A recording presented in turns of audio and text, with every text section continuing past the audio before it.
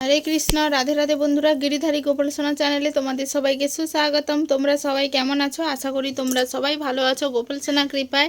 আর তোমাদের গোপাল সোনাও অনেক অনেক ভালো আছে। এখন বাজে 3টা 41। বাপ্পা, অনেকটা বেজে গেছে। 3টা 41। ছেলেকে তা দিদুনের কাছে দিয়ে এসেছি, কারণ ভিডিও বানানোর ছিল, একটা ভিডিও বানিয়ে ফেলেছি। তারপরে হচ্ছে এখন বিছানাপত্র সব এই অবস্থা। বেডশিটটা ধুয়েছিলাম, যেহেতু ছেলে পেচ্ছাপ করে দেয় তো ধুয়ে দিতে হয়, না হলে খুব গন্ধ করে। যাই হোক, এখন বিছানাগুলো একটু করি, গুছাই বিছানাগুলো। বেডশিটটা ধুয়ে দিয়েছিলাম আজকে।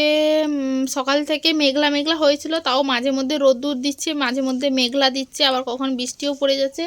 বেডশিটটা যেহেতু ধুয়ে দিয়েছিলাম, শুকিয়ে বা গেছে। আগে চলো বিছানাটা করে ফেলি। বিছানা গোছাতে খুব ভালো লাগে, ঘর গোছাতেও খুব ভালো লাগে, কিন্তু এলোমেলো যখন হয়ে যায় তখন একটুও ভালো লাগে না। মনে হয় এইরকম সাজিয়ে গুজিয়ে রেখে দিলে, যদি এইরকম সব কিছু পরিপাটি হয়ে বসে থাকতো তাহলে খুব ভালো হতো।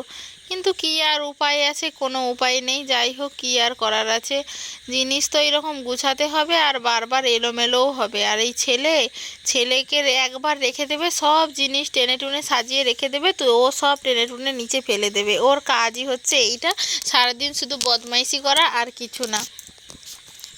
বেডশিটটা মোটামুটি পাতা হয়ে গেছে, মাঝখানে শুধু ছেলের বিছানাটা করতে হবে। এই পেপার টেপার দিয়ে গাঁথা টাথা দিয়ে রেডি করে নিলেই হচ্ছে পুরো কমপ্লিট হয়ে যাবে। আর কিছু নয়, বেশিক্ষণ করতে সময় লাগে না, খুবই অল্প সময়।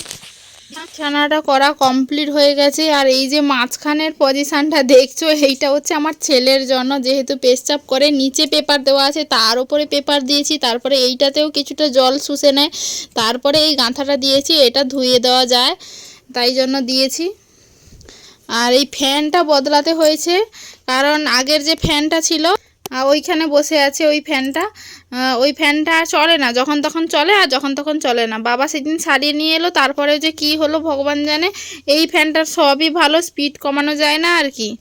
যেহেতু বর্ষাকাল, মাঝে মধ্যে ঠান্ডা করে খুব, কিন্তু কি বলো তো, ঠান্ডা করলে এই ফ্যানের স্পিডটা যে একটু কমিয়ে দেবো, সেইটা আর হয় না। সেই বাড়ানোই থাকতে হবে, নয় তোমাকে বন্ধ করে দিতে হবে, আর নয় তো আবার বন্ধ করতে হলে উঠে বন্ধ করতে হয়। আমার ওই ছোট্ট টেবিল ফ্যানটা খুব মানে লক্ষ্মী মন্ত্র যাকে বলে, মানে স্পিড কমানো বাড়ানো যায়, উঠতেও হয় না, শুয়ে শুয়ে পা দিয়ে একটু ঘুরিয়ে দিলেই হয়ে যায়। আর ওইটা ফ্যানটা খুব ভালো ছিল গো, কী যে কি হয়ে গেল জানি না। বাবাও সারিয়ে নিয়ে এলো এমন, তার কি হয়েছে, কি প্রবলেম কে জানে। দেখি আবার সারাতে দিতে হবে, দোকানদার কি করে দেখা যাক। ওই ফ্যানটা খুবই ভালো, ছোট বাচ্চা নিয়ে থাকি তো, বাচ্চাদের ঠান্ডা লাগার, এই যে ধরো একটু ঠান্ডা লাগছে, আমি স্পিডটা একটু কমিয়ে দিলাম, তাতেও হয়ে গেল। এতে ছেলের ঠান্ডা লেগে যাবে এই ফ্যানটায়, এই একটাই সমস্যা আর কি। বিছানাটা করা তো হয়ে গেল, ড্রেসিং টেবিলটা একটু পরিষ্কার করি। মাটির বাড়ি হওয়ার জন্য সব সময় ধুলো ময়লা পড়তেই থাকে, বেশি ব্যবহার করি না, তাও সব সময় পরিষ্কার করে রাখলেই জিনিসগুলো দেখতে ভালো লাগবে, না হলে যেমনকে তেমন। আর ছেলে যেহেতু এটাতে হাত পেয়ে যায়, খুব টানাটানি করে এটা ওটা নিয়ে, সমস্ত কসমেটিক্সের জিনিসের কাছ থেকে A to Z যাই আছে সবই ওর হাতের নাগালের মধ্যে। বডি স্প্রেগুলো তো চাপা হচ্ছে, মানে উপরের যেটা লাগানো থাকে চাপাটা, ওইটা খুলে পর্যন্ত ও স্প্রেটাও কীভাবে মাটির দিকে মুখটা করে মানে জাঁকে, তখন হচ্ছে বডি স্প্রেগুলো বেরিয়েও যায়। ও সব কিছু শিখে গেছে।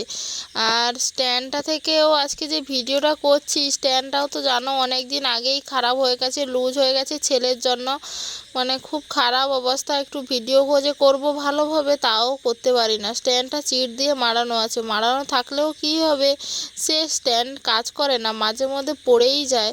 কি আর করব, অনেক টাকা জমিয়ে 1000 টাকা মতো জমিয়ে অনেক কষ্ট করে এটা কিনেছিলাম, তাও তো এই অবস্থা। কি আর করা যাবে, যা ভাগ্যে আছে তাই। এই যে ড্রেসিং টেবিলটা গুছিয়ে ফেলেছি, এই ধুলো ময়লা পড়ে তো একটু পরিষ্কার করতে হয়, আর কিছু নয়।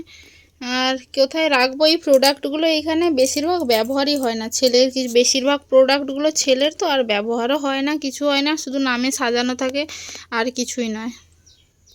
জিনিসপত্র আছে সেগুলো সব গুছাতে হবে। ভেবেছিলাম ঘরদোরগুলো আগে ঝাড় দিয়ে দেবো। আমি ভাবলাম না, যে ছেলেটা উঠে পড়তে পারে, আগে ঘাটের কাজগুলো করে নিই। ভগবানের থালা বাসনগুলো আর ধোয়া হয় না। ছেলে থাকার জন্য সময়ের কাজ কখনো সময় হয় না।